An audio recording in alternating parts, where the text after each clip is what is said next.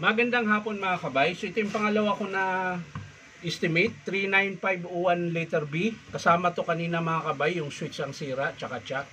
So ito naman mga kabay, mahirap po pindutin yung switch. Ayan. Gumagana siya pero matagal bumalik. Ayan. Ayan. Matagal po siya huminto dahil matagal ho babalik yung switch. Tapos yung reverse, ayan, matigas po siya pisilin. Ayan, saka wala na siyang reverse. Puro forward na. Ayan. So, bubuksan natin mga kabay dahil buo naman po yung transmission. Yung chock, medyo kalawang lang, pero pwede pa lagyan ng langis. Ayan, tsaka saradong-sarado pa po yung ngipin niya. Ayan. Hindi katulad kanina na malaki na yung butas ng gitna, yung pagitan ng tatlong ngipin. So, ito okay pa siya mga kabay. Medyo maganit lang dahil sa kalawang siguro. Ayan, pero susubukan ko mamaya, lagyan ko na lang ng WD-40. Tapos ikot-ikutin natin. Pag lumambot, okay pa yan. So, hindi tayo magpapalit dyan. Ito, alamin natin kung bakit mahirap pisilin yung switch. Ayan, matagal bumalik. Saka matigas i-pisil. Ayan. So, yan po yung alamin natin. So, tara mga kabay, samahan nyo ko. Bubuksan po natin. So, yan mga kabay, nabuksan ko na po yung screw. So, bubuksan na po natin. Yan. So, ito yung transmission mga kabay. Ayan. So, medyo madumi. Yan. So, yan po yung iingatan yung makalas para hindi kayo mahirapan magbalik.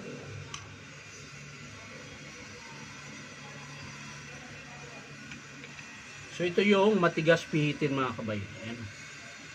Ayan. Ayan. So susubukan kong isprehan yan mga kabay. Tapos yung reverse niya, ayan, malambot naman. Hindi ko alam bakit hindi siya maisilik. Hindi lang siguro pumasok. So, i-sprayan natin ng WD-40 mga kabay. Tingnan natin kung mawala. Ngayon, kung hindi talaga mawala mga kabay, so, obligado po tayong magpalit ng switch kasama po yung motor. Yan. Titingnan natin kung babalik siya. Napatakan ng pintura mga kabay. Ayan o. Alam, hanap tayo ng pangsungkit. Hanap tayo ng pangsungkit. Kaya pala siya maganit. Ayan po. Kung makikita nyo po yung parang gray. Ayan. Nakabalot sa pinakapaan ng switch. Yun po yung bumara. Ayan. Bulkasil yata eh. Hindi pintura. So, susubukan natin itong tanggalin mga kabay. Pag ito natanggal mga kabay, swerte ng may-ari. Ngayon, pag hindi matanggal, bili siya ng bagong switch. Bulkasil yata eh. Kasi para siyang parang bubble gum. Kaya pala siya maganit. Ayan.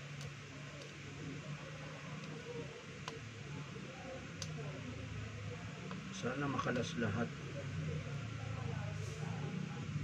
Yan po. Yan po yung nakabara doon sa switch. So, titingnan natin kung gagana. Sana mabunot lahat. Yan pa po.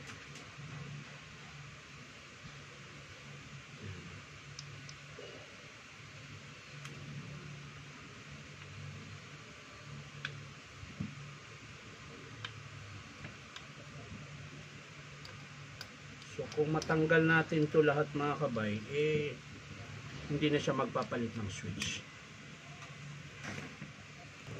So, ayan mga kabay, nalinis ko na po yung switch niya. So, ayan, bumabalik na siya kaagad pag pinipisil mo. Ayan, so titingnan natin ngayon mga kabay kung hindi magbago yung kanyang pag-on. So, kakabit natin ulit. Ayan. So, ito mga kabay, pag kinalas nyo to, pag kinakalas nyo yung motor sa transmission, iikutin mo lang patulak papunta doon. Ikot. Yan. Pag tumunog, pwede mo nang hugutin. Ngayon, pag pinasok nyo mga kabay, ang lock papunta sa iyo. Yan. Ikot-ikutin nyo muna hanggang sa papasok yung gear. Tapos, iikutin mo papunta sa iyo. Yan. Pag tumunog, yun na yun. Naglalak na yun. Yan. So, yan. Kakabit ko na mga kabay. Tingnan natin kung umubra yung paglinis natin. Ngayon, kung sana, huwag siyang pahinto-hinto katulad nung isa kanina. Kasi pag nagpahinto-hinto, magpapalit din ho tayo ng kanyang switch. Ayan. So, sana ito hindi siya pahinto-hinto. Ayan. So, paglapat na siya mga kabay dito, sa kanya po siya i-screw. Ayan. At syempre, yung kanyang switch, syempre, ayos nyo yung wiring na hindi maipit. Tapos, yung kanyang reverse. Ayan. Ayan. Pag naayos na yung wiring, tsaka yung reverse, pwede nyo na pong ilagay yung takip. Ito po. Ayan. Medyo may katigasan lang to. Dahil kailangan pumasok talaga siya doon. Ayan. So, ayan na. Pwede na siyang i-screw mga kabay. Ayan. Screw po natin.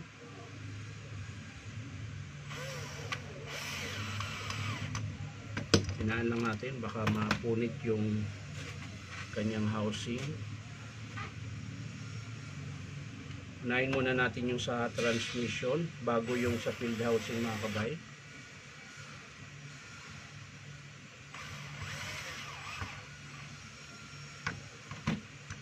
Yan, isa na lang.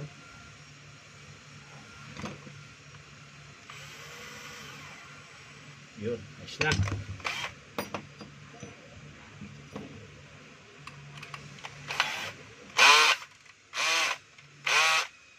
Sa housing naman po ang ikakabit natin na screw.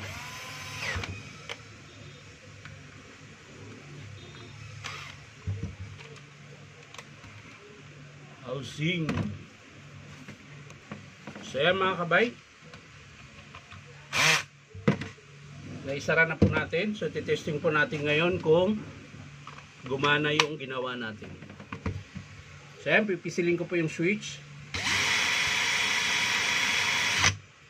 Yan, huminto siya kaagad. So, ibig sabihin, malambot na po yung switch at wala na po siyang nakabara. Ayan po.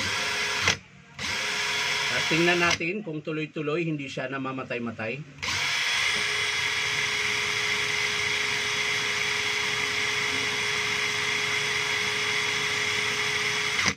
So, okay siya mga kabay. Tuloy-tuloy po yung andar niya. Re-reverse natin kung meron na. Naka-reverse pala yung kanina mga kabay. Ito po yung reverse. Naka-forward pala yung kanina. Wala mga kabay. Ayun, sira din pala. Ayan. Yun ang gumana.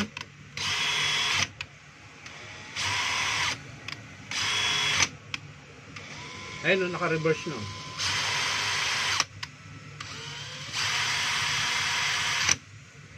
Reverse, forward, reverse, forward. So okay na siya mga kabay. Ang dahilan lang po nung nina, sana ba yun? Ay, natapon ko. Hindi ko alam kung pintura o bulkasil kasi meron din siyang pintura dito sa katawan. So baka nalubog o napatakan doon sa loob. Pero may bulkasil din kasi dito sa katawan niya eh. So baka nalaglagan lang yon, tapos hinayaan lang niya, kaya po tumigas yung bulkasil na tumama doon sa pinakapuno ng pindutan mismo ng switch. Kaya po siya hindi siya napipindot. Pero ngayon mga kabay, okay na po siya. So okay naman po, kahit yung drill niya, okay naman. Yan. Screw.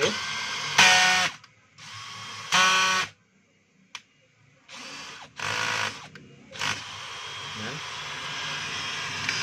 So libor lang po yung babayaran ng customer nito mga kabay. So swerte niya na ayos pa, nalinis pa natin yung kanyang switch. Kasi kung hindi talaga yun na gumana kanina, kung hindi talaga na tanggal yung nandun sa loob, magpapalit din po siya ng switch assembly. So ito ngayon mga kabay, labor lang po ang babayaran niya. So yan lang mga kabay, maraming salamat sa mga gusto magpa-repair mga kabay. Punta lang po kayo dito sa Powerman Hardware 530 T. Alonso, Santa Cruz, Manila. Ayan. So yan lang mga kabay, maraming salamat. At huwag kalimutang mag-subscribe sa aking YouTube account, Inom Tabay. Bye-bye!